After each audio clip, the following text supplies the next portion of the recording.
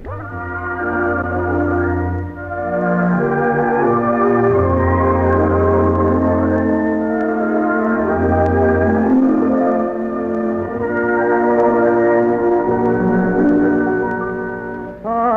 now each flower is sweeter, dear. I know it's just because at last you're here. We sit alone from all the world apart.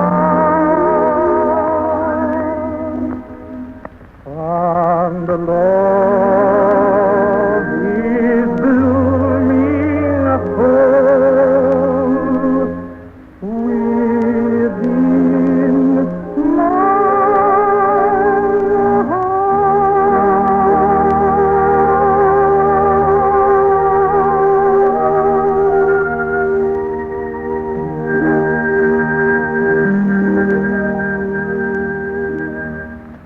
Well, does that have memories? Takes me back a long time. But I enjoyed those years singing on the radio.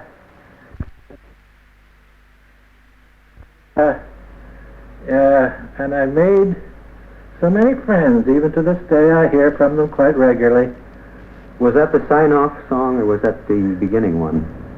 No, that was the sign-off. Sign-off. Yes.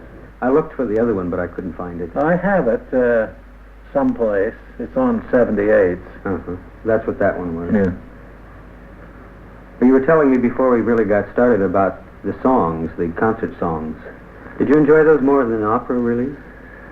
I studied as a concert singer. I did not study at first for opera. And I went to Germany to study with a coach in Munich, Michael Raucheisen. He's now married with Maria Übergin, and was a wonderful coach. But I was restricted in his mind. He felt that I should sing Wolf and Strauss and Schubert and Schumann, and I had a tremendous repertoire which served me very well when I went to Australia. I found myself in position of having to sing 14 concerts in Melbourne and 14 concerts in Sydney, which meant a month in each of the cities, but I did 10 programs without repeating anything, and I was well prepared. So without doing the same thing in each one? No, I didn't repeat. For 10 recitals, for 10 concerts completely, I never repeated the song because I had been so well prepared with quite a repertoire. Do you feel concerts are more difficult to do than opera? Yes, I do, because when you're on the concert stage, you're sort of out there, not nude, but you're alone. You haven't any surrounding orchestra or costumes or scenery. There you are. Or other colleagues. Or colleagues. And frequently, when I would do things like Die Schöne Millerin of Schubert, I sang for many of the colleges on their concert courses. And you would see maybe 50 students down there with the score. And I did everything from memory, and they would be watching this score, hoping that I would make some blooper. But it was I was quite competitive with them, and I enjoyed singing with them, watching very carefully every note. It does bare your soul. Yes, but it's enjoyable. I think you get closer to the people when you're singing a recital. But there are so many emotions to express. That's true. Because in opera you have a story and certain lines to sing. Yes, you follow along. You may have to change from one opera. I know that I frequently would sing a French opera maybe on a Wednesday and an Italian Friday,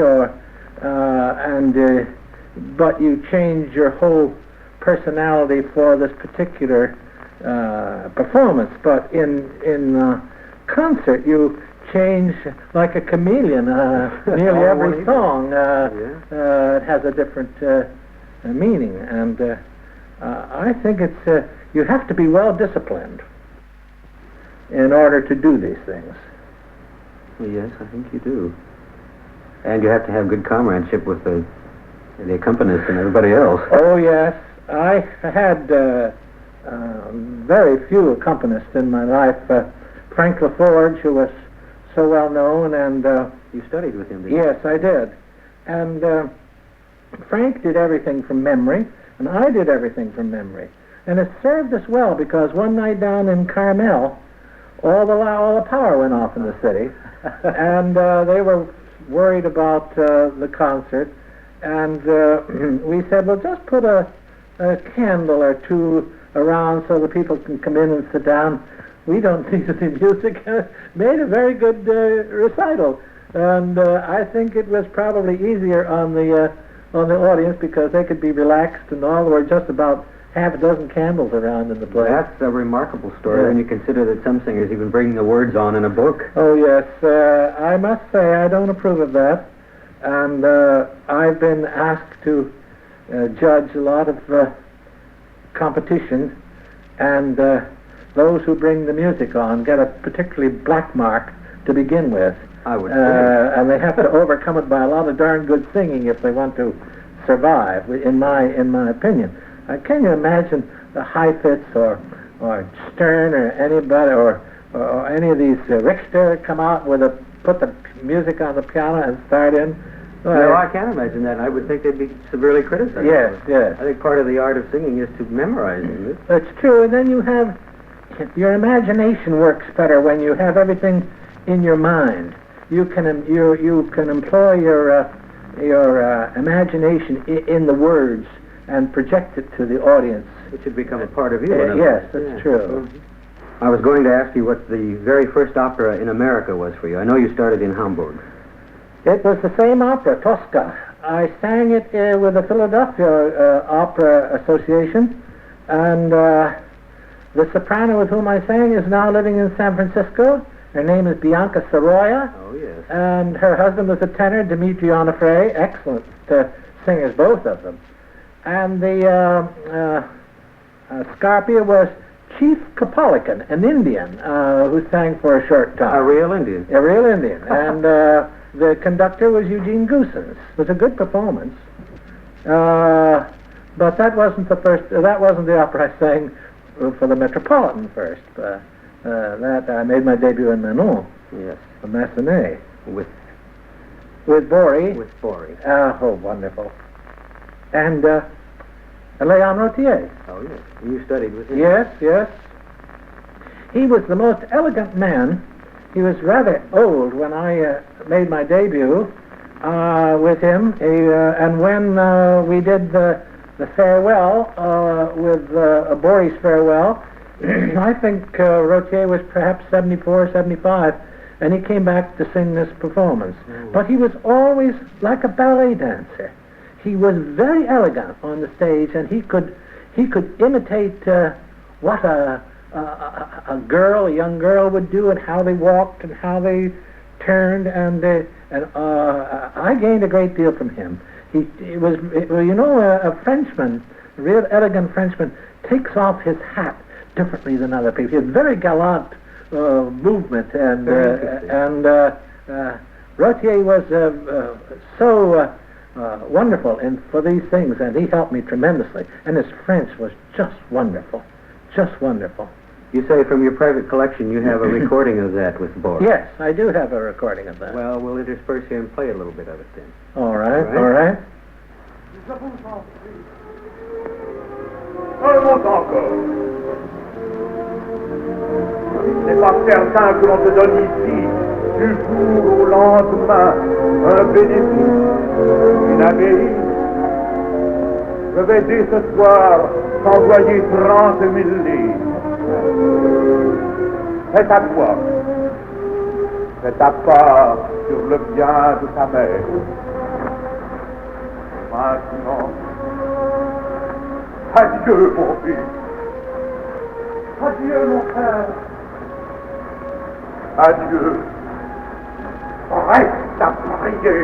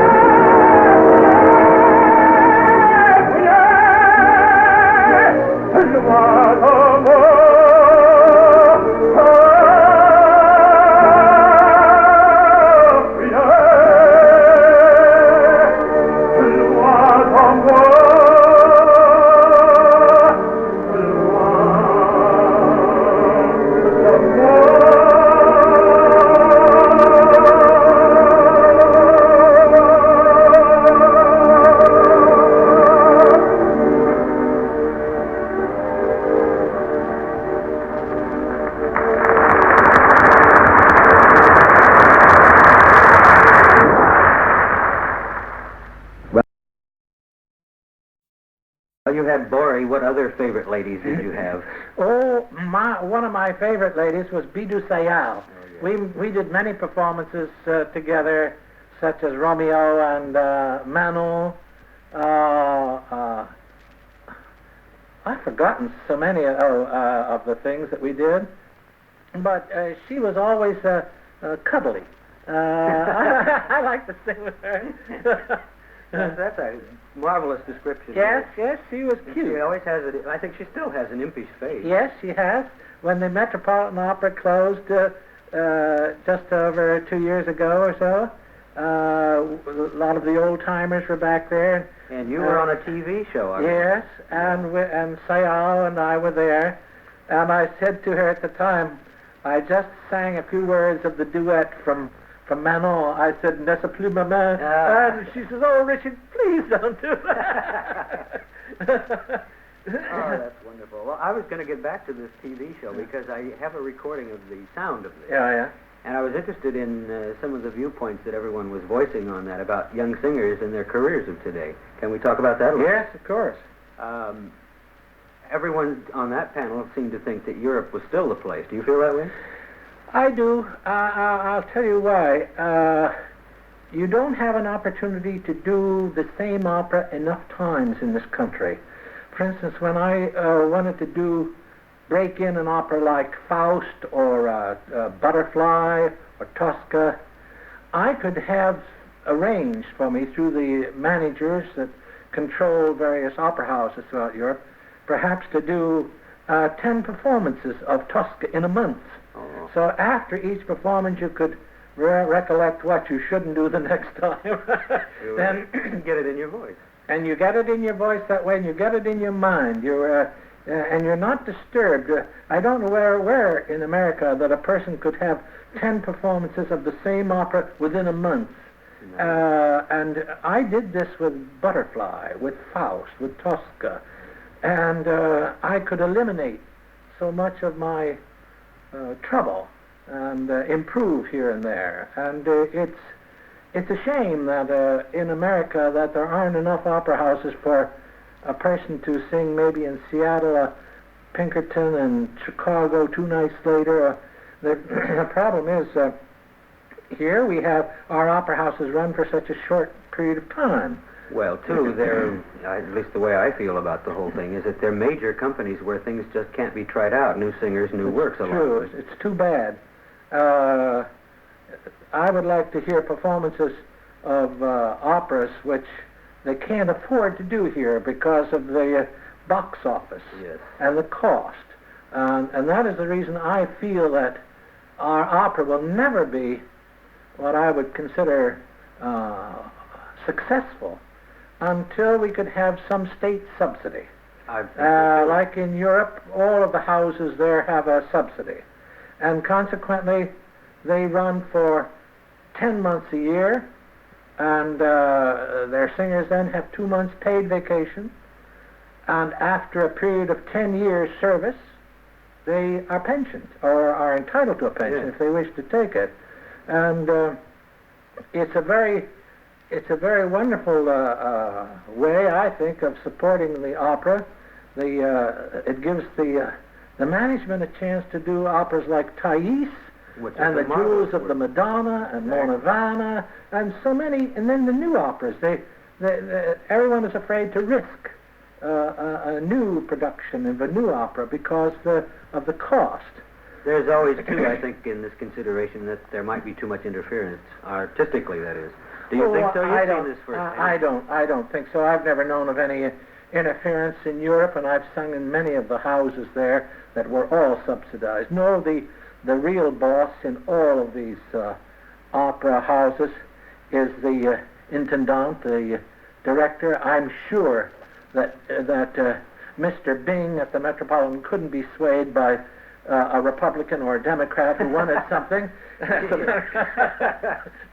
And I'm sure that that's the same way with I know it was the same way in Europe when I sang where Bruno Walter was the director of the opera in the Städtische Oper in Berlin. I know that no one would go in there and try to dictate to Dr. Walter how to run the opera house. Well, that's as it should be if they're entrusted with this well, responsibility. of course, it's a responsibility. There's I don't know of a less political outlook that exists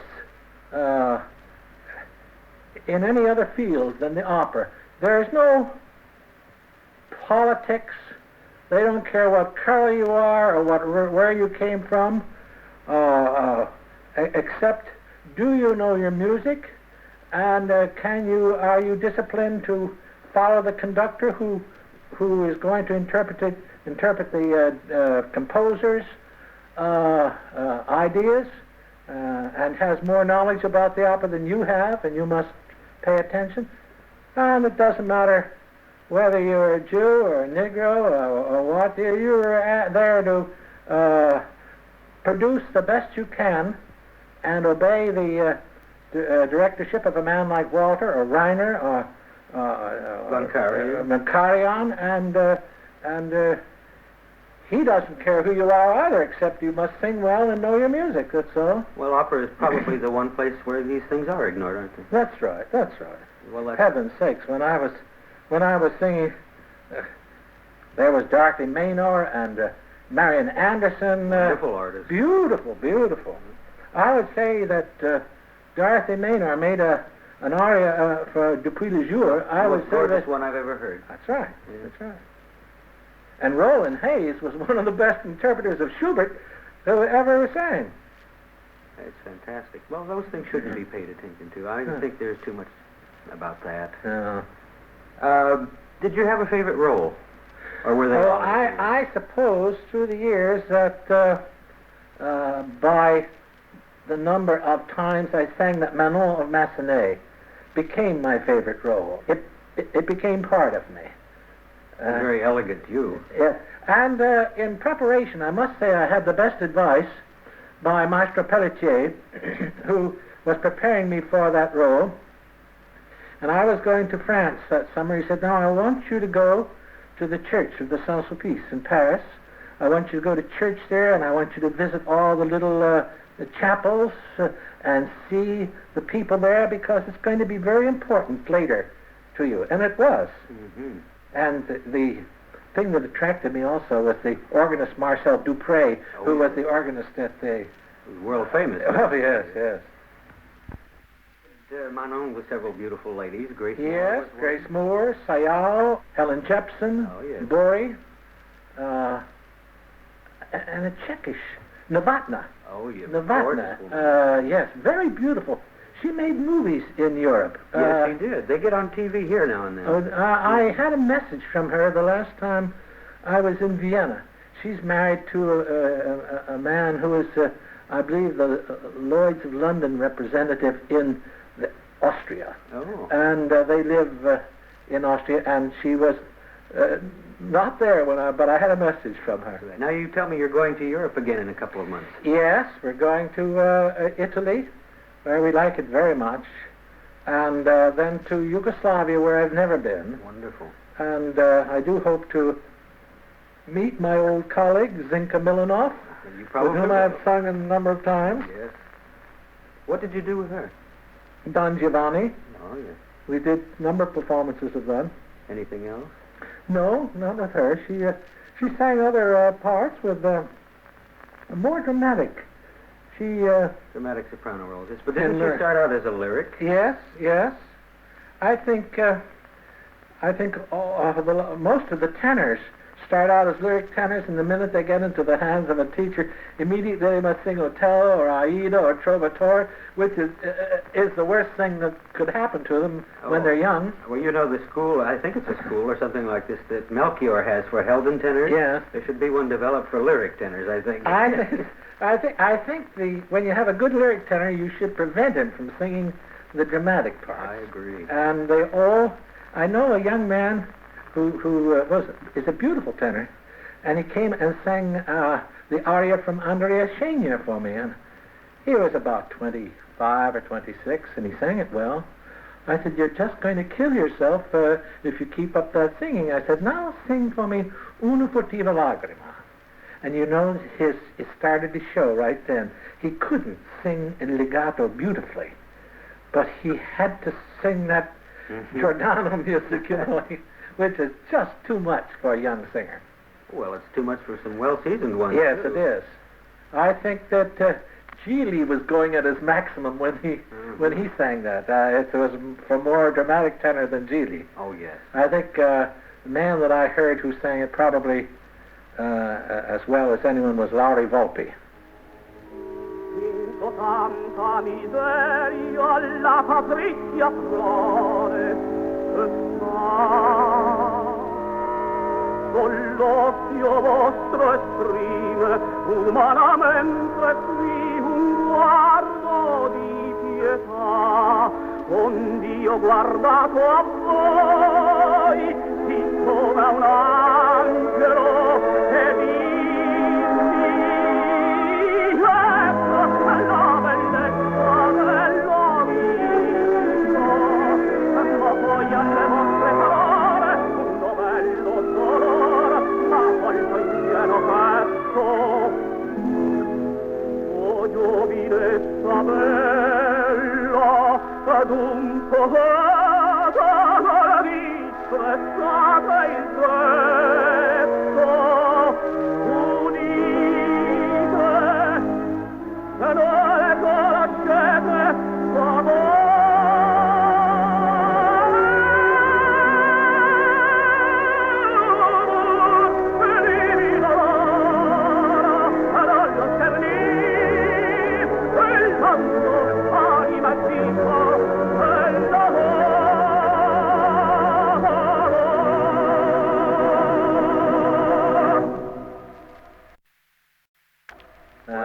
pretty robust voice. Yes, yes. Well, it takes that, though. Corelli does it rather well. Yes, Corelli does it well. But I think that Corelli shouldn't do it. I think Corelli should think more about Elisir d'Amore. That would be good. Yes. I made a list of the roles that I found out that you did. Traviata, Tosca, Manon. Louise? No. You didn't do Louise. No. Linda de Chamonix, Faust, Mignon, Mignon. Don Giovanni, and Romeo. Did I leave anything out? Did you put in Faust? Yes. Yes.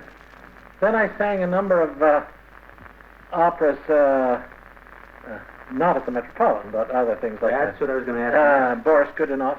Oh, you did? Yes.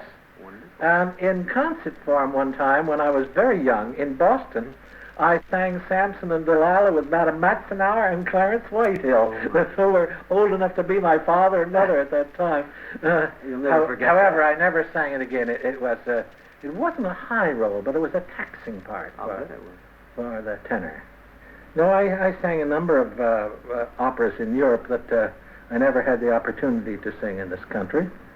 And, Is this sort of like the Hollywood thing where you get typecast? I mean, you did A Beautiful Day Greer, so you're always going to do this? This is true. This is true.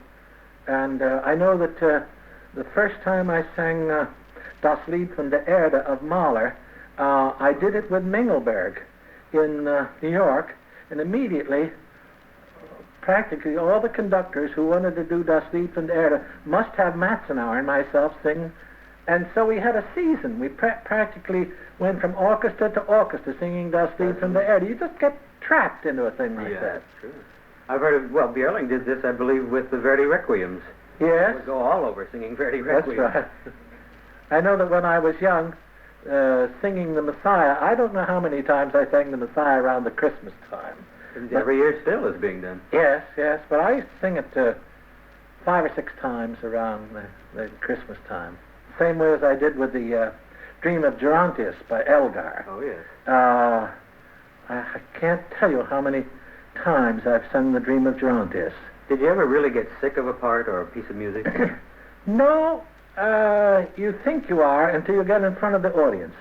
The audience does something to you. You're there and you're delivering the message that the composer put in the work, and it's a new audience each night, and you just have to develop the proper attitude. And I never could do as well in a studio making recordings as I could on the stage singing the same thing. There was something lacking. I like the smell of the audience. Yes. Well, that's why the tape pirates go and tape everything live these days, because they're more spontaneous, more exciting, and if there's a goof, there's a goof. Oh, yes. And that keeps the human element into it. Yes, you know, they used to say about Chrysler, he could make more goofs and was more popular than any of the violinists. Sure. We were listening earlier to the If I Could Tell You. Yeah. You were saying that you did the Voice of Firestone twice each broadcast. Yes. In the days when I broadcast, there were no tapes, and you had to repeat the show in person. And for the East Coast, it was 8:30 until 9. And for the West Coast, in order for it to arrive here at 8:30 to 9, it was 11:30 until midnight, which made rather a long day with the rehearsal and the timing. And then we used to have to depend on Mr. Firestone, who would give a message, and he would be cut in by telephone from Akron, and he would notify us that his talk was 1 minute or and a half, and it might be 2 minutes and a half, and then we would madly have to cut out a chorus or something in the last half of the broadcast so that we came out even. All at the last minute. All at the last minute. Well, this is something Days of live radio. Yes, that was the days of live radio.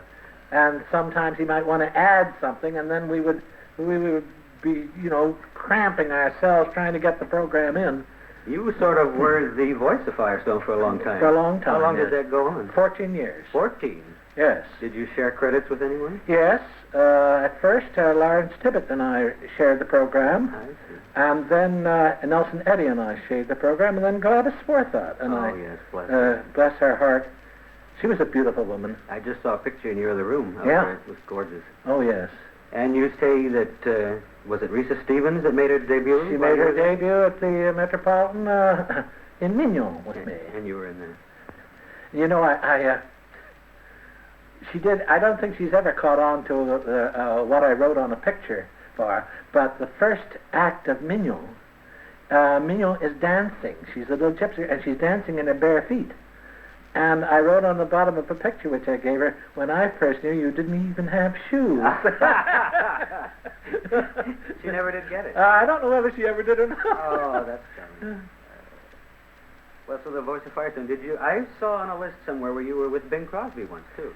Those records were for the government. Oh, I see. And yes, I have them. They're made on glass, and they're in pretty bad condition, but Meredith Wilson was the conductor. Oh, yeah. And Bing and I did some real ham. He lives down in this area, too, doesn't he? Yes, he lives in Hillsborough now. But we enjoyed it, and we made these records in front of at the Columbia studio, I think, in Hollywood, where there were about 500 soldiers. Oh. And they enjoyed it because Bing Sure. hams it all the time, with his speech. He went through the ideas. He said, I didn't know that they weren't selling hot dogs and sandwiches at the Metropolitan. He said, Hope told me that, and he went on with things of that type. Mr. Crooks, what was, if any, your very favorite recording?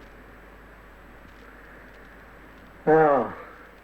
I like them Of all. my own or Of your someone own. else's? Well, both. Well, I was discussing earlier, I think one of the most wonderful recordings is that of Dorothy Maynor singing Depuis le Jour from Louise. Album out now, I think it's called The Art of Dorothy Maynor. Dorothy Maynor in Song, something like that. But it's out, and they've done a beautiful sound job on it. You have a new one out, too. Yes, and in that album, there's one that I like very much. It's from Fedora of Giordano.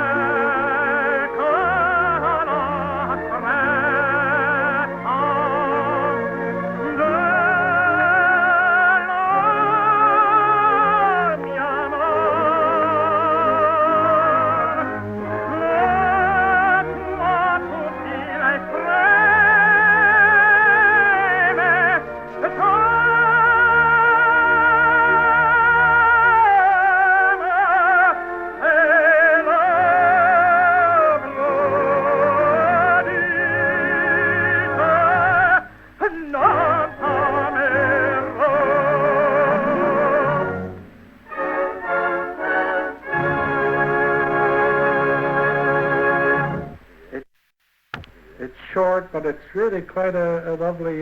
Amortigué. Yes, it's a lovely opera. That's a lovely opera. It's Now here's an opera that it should be given. Sure should. And, you can almost, in any conversation, you almost can think of 5 operas that should be given that you haven't heard of. And I don't know why Pearl Fishers isn't more popular. You know, in the olden days, I'm told that Bizet insisted that they couldn't produce Pearl Fishers unless they produced Carmen. This was a contract that he had with opera houses in Europe. And of course, it's just in reverse as far as I'm concerned, because I think Carmen is one of the most beautiful operas. It's just an opera made to order. You did Faust with Pinza. Yes, Pinza, Moscona, and Bachanov in Europe. Mm-hmm. Yes, we did, and Jerome Hines. Yes, Jerome Hines. Yes, he's an excellent Mephisto. Oh, yes. And tall. He's about 6'6", you know. I've heard, yes. He's just great. I'll play a little bit of the Faust. Do you want me to? Yes, I'd you want love me to play a little of your Faust? All right.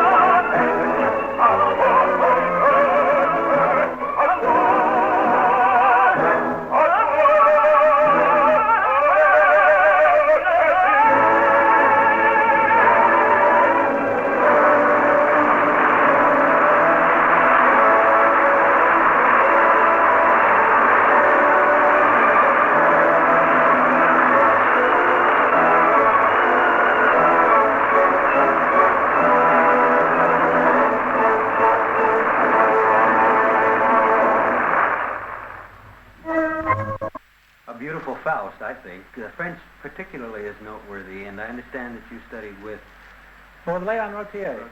Yes. An excellent, a charming man and an excellent teacher and an excellent singer. Yes, you I sang with him even when he was in his 70s, 74, I believe. When we did Boris Farewell. He did.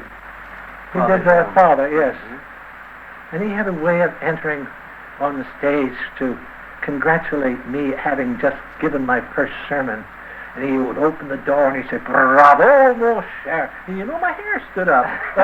It was terrific, the way he made this entrance. It was wonderful.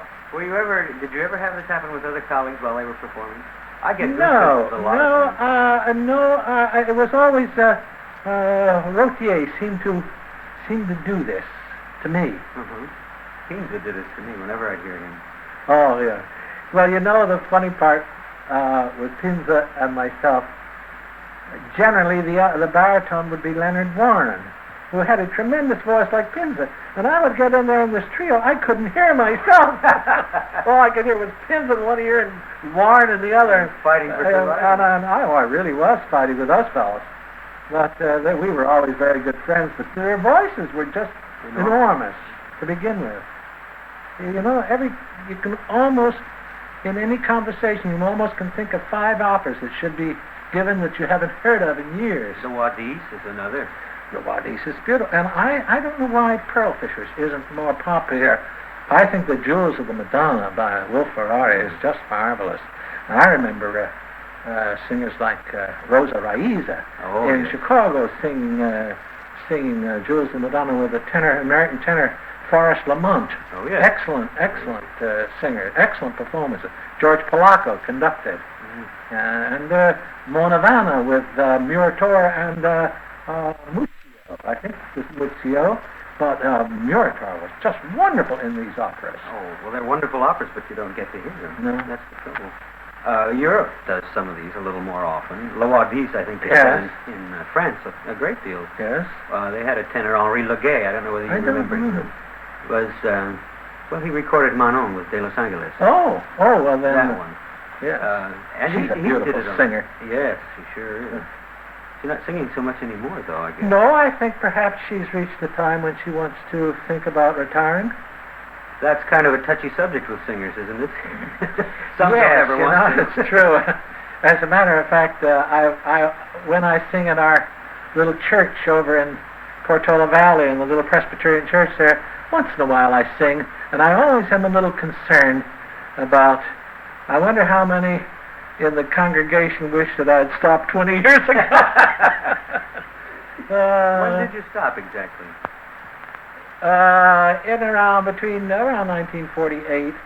So Mr. Bing hadn't been at the Met? No, I know Mr. Bing very well. As a matter of fact, he was connected with the management in Berlin, who managed me when I was singing in Europe. Long before Wolf and Sachs, that was the big.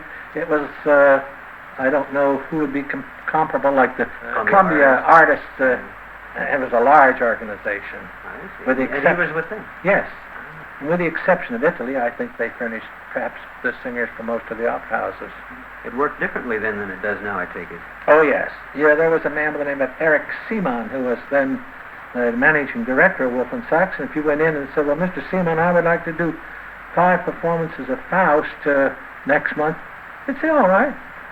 And of course, the distance... He didn't audition you? Well, I had sung. He knew. You had to be known yes. in a way then. But you didn't have to travel far.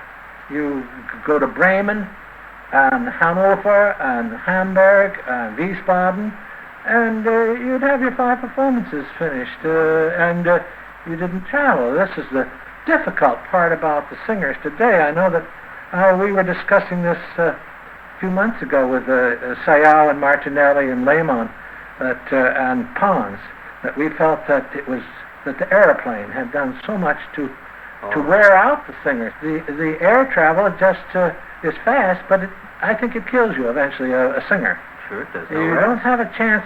I used to enjoy sitting on a Pullman train. You can think about, I know every time you would go past a stream, you would think, well, isn't that lovely? That's like in the Schöne Miller and Schöne Becklein, Oh, you know, marvelous, and yeah. these things you have it rests you, and it builds up your imagination, and also it gave me a chance to study. Sure. Where an airplane, for some reason, I've flown the ocean many times, not as a singer, but I never felt relaxed. I get off the airplane in Europe and I'm just exhausted. You get a little too ahead of the time, I think. Well, I know that we always almost take a day off, and Mrs. Crooks and I go to bed the minute we get off the airplane. I don't blame you. Well, there's this Spanish tenor Alfredo Kraus, who probably... Yes. I understand he refuses to fly, so maybe he's going to save his voice. I know a number of singers who refuse to fly. I think it's wise. Yeah. But this sort of is related to the problem that we spoke of earlier, where there are no companies here. I don't think a singer would have to, if they have any prominence at all, if we had more companies, working companies for them.